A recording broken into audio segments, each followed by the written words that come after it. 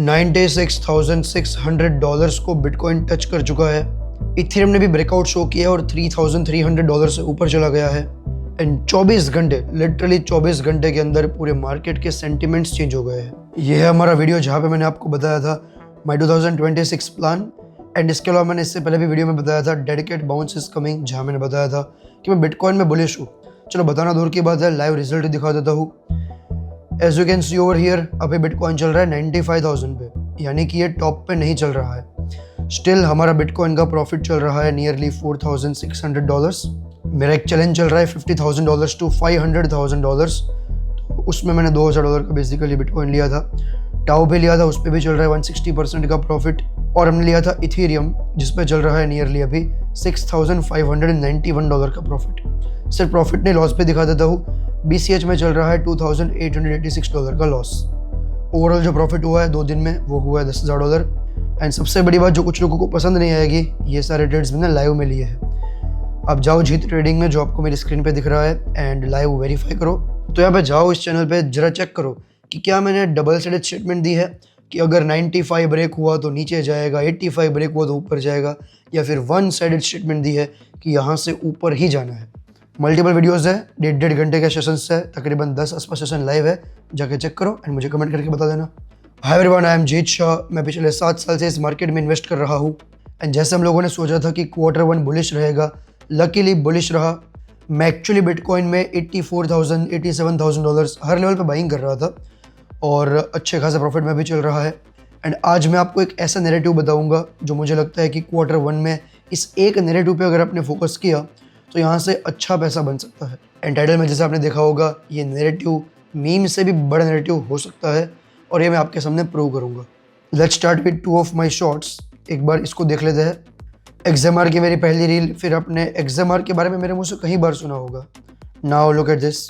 एक मोनेरो करके ब्लॉकचेन है जिस पे आप ट्रैक नहीं कर सकते। मतलब मैंने आपको पैसा भेज दिया, अब उसका कोई ट्रैकिंग सिस्टम नहीं है। इथेरियम में पैसा आया है, बिटकॉइन पे पैसा आया है, सोल पे पैसा आया है, तो इसके सारे ट्रैकिंग सिस्टम है।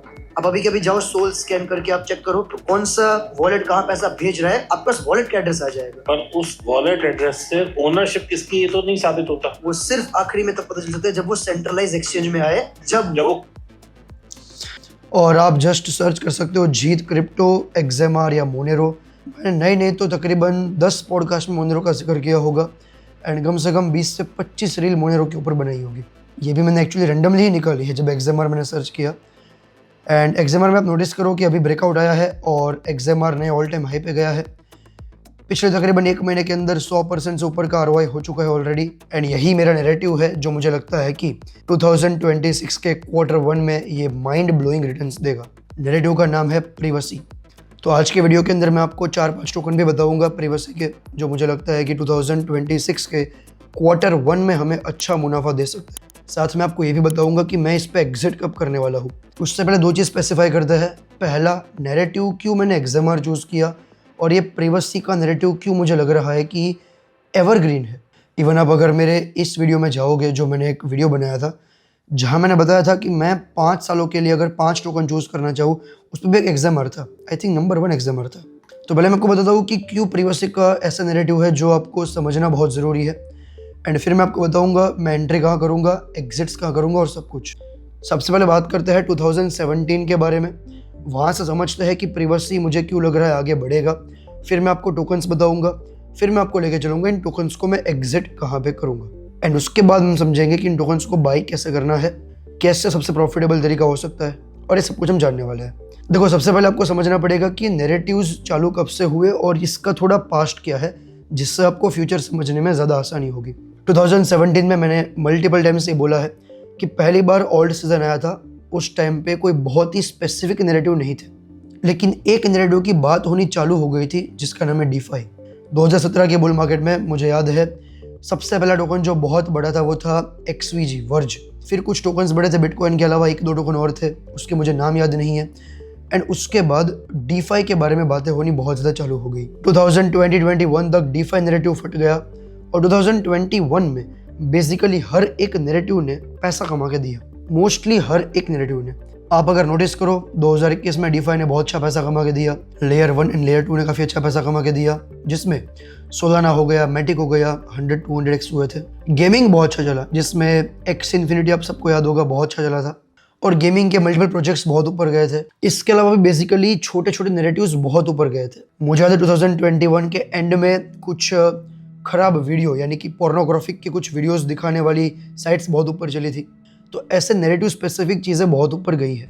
लेकिन आपने 2025 में एक चीज़ नोटिस की होगी कि इस बुल मार्केट में पुराने कोई भी नैरेटिव बिल्कुल भी नहीं चले, और मैं अभी भी एक्सपेक्ट कर रहा हूँ कि इस बार जो नैरेटिव चलेंगे वो नेक्स्ट बुल मार्केट में नहीं होंगे। इसलिए जो मैंने आपको ये वीडियो बनाया था, जहाँ मैंने 5 टोकन बताया था 5 साल के लिए, उसमें एक भी टोकन नैरेटिव स्पेसिफिक नहीं है। सो बहुत बेसिक है यार। लेयर 1 लेयर 2 चल गया 2021 में, तो 2025 में लेयर 1 लेयर 2 के टोकन्स बर्बाद हो गए। बर्बाद यानी कि बहुत खतरनाक बर्बाद हुए हैं। लुक एट मांटा अभी 97.98% डाउन है टॉप से। Look at Starknet, look at any other tokens, जितने भी लेयर 1 लेयर 2 के टोकन्स है सब बर्बाद हो गए। Look at gaming tokens, gaming ने भी 2021 में काफ़ी बड़ा बूम दिखाया था। इवन मैं भी गेमिंग पे बुलिश था, से विल नॉट लाई, जो है वो सच है। बट अब नोटिस करो एक्स इन्फिनिटी जैसे टोकन्स एक भी बार बाउंस नहीं कर पाए हैं, और इवन ये खत्म हो चुके हैं आज के टाइम पे। लेकिन एक ऐसा नैरेटिव है जो ओल्ड सीजन आने से पहले चल रहा है। जेन्युइनली ओल्ड सीजन पहली बार 2017 में आया था, उससे पहले छोटे मोटे टोकन्स आ रहे थे, चीज़ें हो रही थी, लेकिन ओल्ड सीजन जो स्पेसिफिक होता है जहाँ पे ओल्ड कॉइन्स बढ़ते हैं, वो कभी नहीं हुआ। वो कभी नहीं हुआ 2017 से पहले। लेकिन 2014 में तो मोनेरो ऑलरेडी चल रहा था। उस नैरेटिव का नाम है प्रिवेसी। अब मैं प्रिवेसी को आपको समझाता हूँ कि प्रिवेसी में ऐसा क्या है जो इस नैरेटिव को एवरग्रीन बनाती है। इसके लिए आपको समझना पड़ेगा एग्जाम्पल पाब्लो एस्कोबार का। देखो प्रिवेसी में ना एक्चुअली खराब काम भी बहुत सारे होते हैं, तो इस टॉपिक को सिर्फ अंडरस्टैंड करने के लिए, इससे आइडिया देने के लिए समझना। सेम KOL, मैं एक कंटेंट क्रिएटर हूँ, मेरा काम है आपको समझाना, सो उस पर्सपेक्टिव से समझना।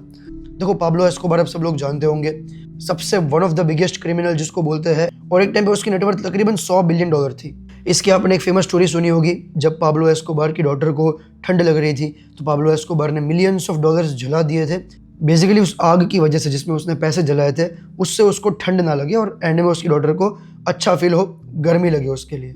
और अगर हम सोचें कि पाब्लो एस्कोबार की नेटवर्थ 100 बिलियन बताई जाती है, जो रियल नहीं हो सकती, उससे कहीं ज़्यादा ऊपर होगी, तो आपको ये समझ आएगी कि ये जो सबसे बड़ा पैसा होता है ना, जो क्रिमिनल्स यूज़ करते हैं, जो खराब काम करने वाले यूज़ करते हैं, वो सबसे ज़्यादा कैश में यूज़ करते हैं, या फिर कैश में यूज़ करते थे। लेकिन पिछले कुछ सालों में, तकरीबन पिछले 20 सालों में एक मार्केट में चीज़ स्टार्ट हुई, वो है ऑनलाइन बैंकिंग। यानी कि अब आप बहुत बड़ा पैसा कैश में नहीं रखते, अब आप यूजुअली बैंक का यूज़ करते हो। तो ये जो ब्लैक मनी का मार्केट था, जो लोग एक दूसरे को कैश देते थे, वो सारी चीज़ शिफ्ट हो गई बिटकॉइन के ऊपर। देखो बिटकॉइन बहुत अच्छा है, मैं बिटकॉइन को बहुत ज़्यादा पसंद करता हूँ, आप सब लोग भी बहुत पसंद करते होंगे। लेकिन शुरुआत तो बिटकॉइन की ऐसे ही हुई थी। एक्चुअली बिटकॉइन की नहीं, हर टेक्नोलॉजी की शुरुआत ऐसा ही होती है। जब पहली बार इंटरनेट बना था तो उसका यूज़ सिर्फ और सिर्फ खराब काम के लिए हो रहा था। तो जब बिटकॉइन बना तो सब लोगों को एक चीज़ समझ आ गई कि हम कैश का यूज़ भले ना कर सके, हम बिटकॉइन का यूज़ कर सकते हैं, और लोगों ने बिटकॉइन को ऐसे यूज़ करना चालू किया। लेकिन बिटकॉइन में एक प्रॉब्लम है, वो ये है कि बिटकॉइन एक पब्लिक ब्लॉकचेन है, यानी कि आप बिटकॉइन के ट्रांजैक्शंस ट्रैक कर सकते हो। अब इसका मतलब क्या होता है उसको समझना। मान लेते कोई एक इंसान था, उसने कुछ खराब काम किया था, कुछ क्रिमिनल एक्टिविटीज़ करी थी, उसने एक ब्लॉकचेन के एड्रेस पे, यानी कि एक बिटकॉइन के एड्रेस पे फंड भेजा, लेट्स सपोज $1 मिलियन। अब देखो बिटकॉइन के एड्रेस से ये तो आइडिया नहीं आएगा कि ये बिटकॉइन का एड्रेस किस पर्सन का है, लेकिन बहुत सिंपल है कि आज के टाइम पे अगर आपको उसको कैश में कन्वर्ट करना है, बैंक में ट्रांसफ़र करना है, तो कहीं ना कहीं वो आपको सेंट्रलाइज एक्सचेंज के थ्रू ही मिलेगा। डेक्स पे बहुत ही कम ऑप्शंस अवेलेबल है, तो जब भी वो सेंट्रलाइज एक्सचेंज पे ट्रांसफ़र करेगा, तब end of the day police को उसका डेटा मिल जाएगा, और आइडियली वो बैक ट्रैक करके, यानी कि जहाँ से वो ट्रांजेक्शन्स आई है एट्सेट्रा एट्सेट्रा, वो ट्रैकिंग करके उस पर्सन का पता लगा सकते हैं, विच इज़ प्रॉब्लमेटिक। देखो हर आदमी को अपनी प्राइवेसी चाहिए, चाहे वो क्रिमिनल ही क्यों ना हो। अब देखो क्रिमिनल की बात छोड़ दे हैं और बात आता है अपने मुद्दे पे। जब ये बिटकॉइन का कल्चर पिछले 2-3 साल में जो बढ़ा है, उसकी वजह से आज के टाइम पे क्या हो रहा है, जितने भी बिटकॉइन के वेल्स थे वो नहीं चाहते पब्लिक में आए। देखो जिसके पास पैसा होता है ना, वो नहीं चाहता कि वो पब्लिक में आके सबको बताए कि मेरे पास 10,000 बिटकॉइन है। इसलिए सतोशी नाकामोटो भी नहीं आया पब्लिक में, बिकॉज ये बहुत बड़ा एक थ्रेट क्रिएट करता है इकोसिस्टम के ऊपर। तो अब क्या हो रहा है कि जितने भी ब्लॉकचेन के ट्रांजैक्शंस हो रहे हैं, उसको बैक ट्रैक करके या फिर किसी ना किसी तरह से सरकार तक पहुंचाया जा रहा है, ताकि बेसिकली सरकार को सिंपल है कि टैक्स दे दे। लेकिन इसकी वजह से बहुत सारी प्रॉब्लम्स क्रिएट हो रही है। इसीलिए बहुत ज़रूरी है प्राइवेसी टोकन्स। देखो, प्राइवेसी टोकन और सिंपल टोकन्स में सिर्फ एक चीज़ का फ़र्क होता है। अगर मैंने तुम्हें USDT या बिटकॉइन भेजे तो ये जो USDT के ट्रांजैक्शंस होते हैं ये पब्लिक होते हैं, कोई भी पर्सन इसको ट्रैक कर सकता है, गवर्नमेंट उनसे डेटा मांग सकती है। गवर्नमेंट सेंट्रलाइज एक्सचेंज, आज के टाइम पे तो मोस्टली सेंट्रलाइज एक्सचेंज जितने भी है वो सारे KYC तो करनी ही पड़ती है आपको, तो बेसिकली वो ट्रैक करना पॉसिबल है। लेकिन प्राइवेसी टोकन इसलिए ज़रूरी है जिसको आप ट्रैक ही नहीं कर सकते। अगर मैं आपको आज XMR भेजता हूँ तो उसका कोई ट्रैक ही नहीं है।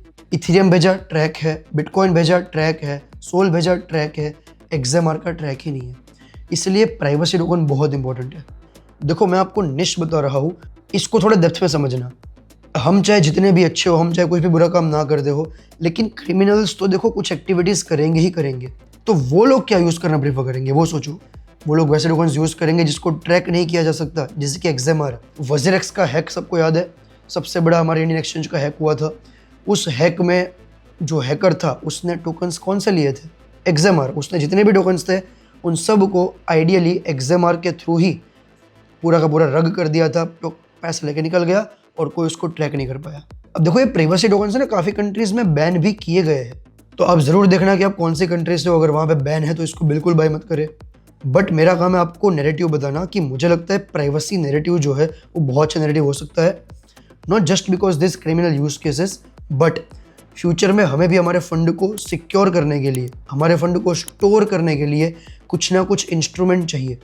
और इसलिए इतने सालों के बाद भी इतने बड़े बड़े अटैक्स यानी कि नैरेटिव के ऊपर अटैक है, ये प्राइवेसी के नैरेटिव के ऊपर अटैक्स हो रहे हैं। आप एक चीज़ नोटिस करो, मोनेरो का अगर आप स्पॉट पे देखोगे तो आपको कोई भी बड़ा एक्सचेंज नहीं मिलेगा। क्या आपको लगता है कि $13 बिलियन के टोकन को किसी एक्सचेंज ने लिस्ट नहीं किया होगा? बाइनांस, बाइबिट, कॉइनबेस, इन सब एक्सचेंज पे मोनेरो पहले लिस्ट था, उन हर एक जगह से डिलिस्ट हुआ है। बेसिक मतलब ये है कि भाई कोई भी बड़ा एक्सचेंज नहीं चाहता कि वो प्राइवेसी को होल्ड रखे, प्राइवेसी के टोकन को वहाँ पे ट्रेड करने का मौका दे, क्योंकि अगर ऐसा हुआ तो गवर्नमेंट उनके पीछे पड़ेगी। एंड जब भी ऐसा कुछ होता है वो हमेशा बैकफायर होता है। मुझे याद है लास्ट टाइम भी एक टोकन के साथ ऐसा ही हुआ था। सब एक्सचेंज ने उसको डिलिस्ट किया और फिर उसकी कम्युनिटी ने उसको इतना खराब पुश किया कि वो 50 गुना हुआ था। ये सेम हो रहा है आज के टाइम पे XMR के साथ। लुक एट दिस, XMR को जब डिलिस्ट कर दिया गया, चीज़ें हुई, 252 पहुंच गया था।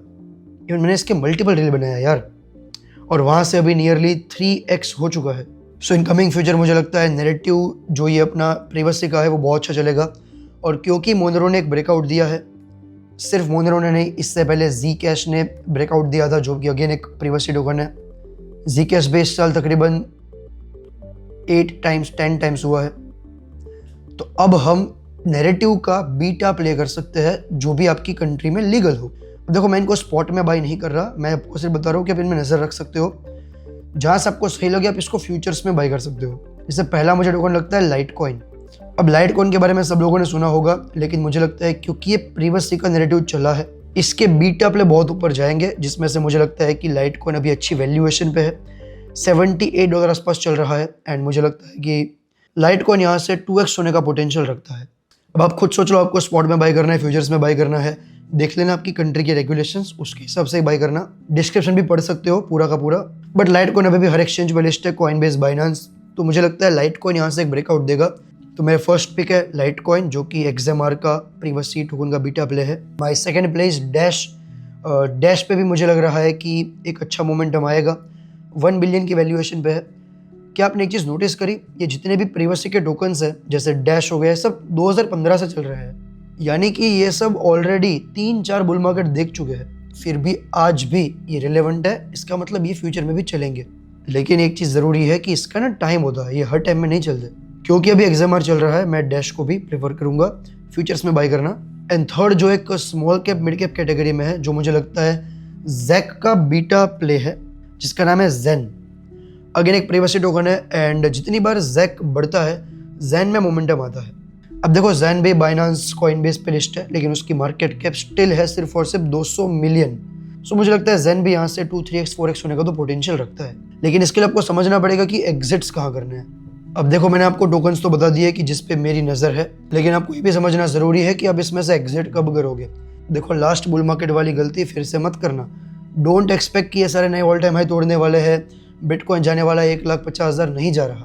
देखो अगले साल जा सकता है, उसके बाद वाले साल जा सकता है, एटलीस्ट 2026 में तो नहीं जा रहा। अब इसके लिए मैं आपको बता देता हूँ कि मैं इसको कब एग्जिट करूंगा। तो मैं इन टोकन्स को एग्जिट करने से बेटर है मैं आपको ये बता दूं कि मैं बिटकॉइन को कब एग्जिट करूंगा, क्योंकि जब मैं बिटकॉइन एग्जिट करूंगा तब मुझे समझ आ जाएगा कि अब ये जो डेडिकेट बाउंस हमारा था ये खत्म हो चुका है। उस टाइम पे आप एग्जिट कर सकते हो, तब तक कितना ऊपर जाता है क्या चीज़ होती है ये मुझे नहीं पता। सो मैंने बिटकॉइन का 4 आवर का चार्ट ओपन किया है। Don't worry, I will not teach you charts सीखने तो मेरे दूसरे चैनल है जीत ट्रेडिंग, जो एवरी सिंगल डे में लाइव आता हूँ रात को 9 बजे। तो लाइव आया करो अगर आपको ट्रेडिंग करना पसंद है। अगर आपको चार्ट को समझ के सीख के ट्रेड करना है तो आप वहाँ लाइव आ सकते हो। मैंने बहुत टाइम पहले टारगेट दिया था मेरा बिटकॉइन को लेके, बेशक पिछले 4-5 वीडियो चेक कर लो आपको दिख जाएगा। मैं 84 से लगभग बिटकॉइन को लॉन्ग कर रहा हूँ एंड मेरा पर्सनल जो टारगेट है वो है 107K, जो कि मेरा BTC का टारगेट है। अब देखो यहाँ पे काफ़ी अच्छा रेजिस्टेंस और मुझे लगता है कि इस लेवल तक जाना चाहिए। अब एग्जैक्ट 1,07,000 पे नहीं जाएगा, हो सकता है 1,05,000 से वापस आ जाए, हो सकता है 1,10,000 को भी तोड़ दे। लिक्विडिटी स्विप किसी भी तरीके से हो सकती है, लेकिन ये मेरा टारगेट है। तो जैसे बिटकॉइन 1,05,000 1,07,000 या उससे ऊपर जाना चालू होगा, मैं इन प्रीवियसी टोकन से एग्जिट करना चालू कर दूंगा। अब आप में से अगर कोई पर्सन ऐसा है जिसको प्रीवियसी में जाना ही नहीं है, तो मुझे लगता है एक और ऐसा टोकन है जो अभी काफ़ी अंडर वैल्यूड है, जिसपे मेरी नेटवर्थ का तकरीबन 30% आसपास लगा है। अभी कमेंट में गैस कर दो गाइज, मैंने बाई करके रखा है वो टोकन ऑलरेडी तुम सबके सामने, जो एवरी सिंगल अटेंड करते हैं सेशन। पॉज करो वीडियो को और लिख दो चैट्स में। और वो टोकन है इथेरियम। मैंने इसका एक लॉजिक बताया था मेरे पहले वीडियो में कि जब भी बिटकॉइन क्रैश होने के बाद डेडिकेट बाउंस दिखाता है, उस टाइम पे बिटकॉइन से ज़्यादा ROI हमेशा इथेरियम देता है। और ये सिर्फ पहली बार नहीं है, 2021 का चार्ट बेशक देख लो, 2017 में देख लो, आपको दोनों जगह दिख जाएगा। तो मुझे लगता है इथेरियम हो सकता है एक बहुत ही बढ़िया ब्रेकआउट करे, लेकिन हम लेवल बाय लेवल प्ले करेंगे। तो अगर किसी को ऐसा लगता है कि जीत मुझे प्रीवियसी में जाना ही नहीं है और मुझे सिर्फ एक ऐसा टोकन चाहिए जिसको मैं होल्ड कर सकूँ, आइडियली फ्यूचर्स में करोगे तो बेटर रहेगा, तो वो टोकन का नाम है इथेरियम। देखो मैंने तो काफ़ी पहले एक्चुअली बाई किया था। मेरा इथेरियम अभी भी चल रहा है 322% के प्रॉफिट में। मेरी एवरेज एंट्री दिखा रहा है 3093, बट एक्चुअली मेरी एंट्री $3,000 से भी नीचे है। बट स्टिल आई थिंक अभी भी अच्छी एक बाइंग अपॉर्चुनिटी है 3,300 के आसपास। एंड नेक्स्ट ब्रेकआउट में 3,800 पहला जाएगा ऐसा मुझे लगता है। और आइडियली अगर अच्छा मोमेंट कैप्चर होता है तो 4,200 और उससे ऊपर भी जा सकता है डिपेंडिंग ऑन मार्केट कंडीशन। लेकिन जैसा मैंने बताया ये मेरे लिए डेडिकेट बाउंस है। देयर इज़ अ पॉसिबिलिटी कि इथेरियम ऑल टाइम हाई भी क्रिएट कर दे, शायद बिटकॉइन ना करे, तो उस टाइम पे भी मैं मेरा रिस्क मैनेज कर सकता हूँ। आपको ये समझ के ही चीज़ें करनी है। अब मैं आपको एक लास्ट प्लान देना चाहता हूँ कि कैसे हम 2025 का हुआ सारा का सारा लॉस 2026 के Q1 में रिकवर कर सकते हैं। And I am not joking, मैंने अगर ये बोला है मतलब मैंने इसकी मैथ करी हुई है। एग्जाम्पल लेते हैं, अगर आप में से किसी ने 1,00,000 रुपये आपके पास थे, आपने ऑल्ट कॉइन बाई किए थे और वो 90% डाउन है, आपके पास बचा 10,000 रुपये। अब आप अगर उस 10,000 रुपये को 10 गुना यहाँ से करते हो तो आपके 1,00,000 रुपये वापस निकल जाएंगे। अब ये करने के लिए मैं 3 चीज़ यहाँ पे कर रहा हूँ। पहला, मैं फंडेड फर्म से ट्रेड कर रहा हूँ। अब मैंने फंडेड फर्म के बारे में लास्ट वीडियो के अंदर भी बताया था एंड ये मैं ऑलरेडी 10 गुना कर चुका हूँ। इसको भी मैं लाइव दिखा देता हूँ। सो लुक एट दिस, यहाँ पे मेरा जो पोर्टफोलियो है आपको दिख रहा होगा $1,200 प्लस $3,000, मोटा मोटा $4,200, जो कि ऑलमोस्ट 10x। $400 से चालू किया था, अभी 4,000 से ऊपर चल रहा है। ये पिछले 10 दिन में हुआ है एक्चुअली। तो अगर आपको इसका पार्ट बनना है तो डिस्क्रिप्शन के अंदर और कमेंट बॉक्स के अंदर आपको गेट फंड्स करके कोई लिंक मिल जाएगी व्हाट्सएप कम्युनिटी की, उसको आप ज्वाइन कर सकते हो। यहाँ पे आप बेसिकली दूसरे लोगों के फंड से ट्रेड कर सकते हो। तो अगर आपके पास 10,000 रुपये है तो देयर इज़ अ पॉसिबिलिटी कि आप 3,000 रुपये यहाँ पे भी लगा सकते हो। दूसरा, मैं पर्प को फार्म कर रहा हूँ। अगर मैं आपकी जगह होता मैं 3,000 रुपये यहाँ लगाता। अब पर्प फार्मिंग बहुत सिंपल है। अगर आपको फ्यूचर्स ट्रेडिंग सेंट्रलाइज एक्सचेंज पे नहीं करनी, हालांकि मैं आपको सजेस्ट करता हूँ कि फार्मिंग को फार्मिंग की तरह ही देखो, ट्रेडिंग सेंट्रलाइज पे ही करो। इसलिए अगर किसी की इच्छा है कि जीत मुझे सेंट्रलाइज यूज़ ही नहीं करने, अगर आप बाइनेंस बाइबिट यूज़ करते हो तो पर्प पे चले जाओ, उसकी भी लिंक दे दूंगा डिस्क्रिप्शन के अंदर। वेरिएशनल यूज़ करो, एक्सचेंज यूज़ करो। इन पे आपको फीस भी कम पे करनी पड़ेगी और आपको इसके रिवॉर्ड मिलेंगे, पॉइंट्स मिलेंगे, और ये पॉइंट की वैल्यू बहुत ऊपर जा सकती है। हाइपर लिक्विड देख लो 20 गुना हुआ है। और तीसरा, मैं अभी ट्रेडिंग कर रहा हूँ जहाँ पे मैं अच्छे ऑल्ट कॉइन को स्विंग में लॉन्ग कर रहा हूँ, और इस पर्टिकुलर स्ट्रेटेजी में मैं सब कुछ लाइव ही कर रहा हूँ। इसके लिए आप मेरा दूसरा यूट्यूब ज्वाइन कर सकते हो जिसका नाम है जीत ट्रेडिंग। सो ये मेरा प्लान नेक्स्ट 3 महीने का, जिस पे फंडेड फर्म में मैं ऑलरेडी 7-8x कर चुका हूँ। पर्प फार्मिंग में हम ऑलरेडी बहुत अच्छा कर चुके हैं, स्टिल अभी अच्छी अपॉर्चुनिटी है एंड ट्रेडिंग तो हमारी लाइव चली रही है। सो आपको जो भी ग्रुप ज्वाइन करना हो डिस्क्रिप्शन के अंदर पढ़ लो, फंड्स का ग्रुप होगा वो ज्वाइन कर सकते हो अगर आपको फंड्स चाहिए तो। एंड दूसरा होगा लाइव ट्रेडिंग करके, जो every single day live attend करना चाहते हैं, ट्रेडिंग करना चाहते हैं, उसके लिए दूसरा ग्रुप भी मैंने दिया हुआ है एंड पर्प के लिंक भी आपको मिल जाएंगे, सो उसको चेकआउट करना। And last thing from my side, adapt और फॉल बिहाइंड। देखो तुम्हें स्टार्टिंग में पता नहीं चलने वाला कि क्या चीज़ें कैसे चलेगी, तुम्हें टेस्ट ही करना पड़ेगा। जब मैंने पर्प फार्मिंग बोला था ना, बहुत कम लोग आए थे, आज देखो मार्केट में हर जगह फोमो है। सो एडप्ट कर लो या फिर पीछे रह जाओ। I hope you like this video. अगर आपके कोई ध्यान में टोकन है प्रीवियस के जो आप मुझे बता सकते हो तो कमेंट करके बताना। Thank you for watching the video. I will see you in next video.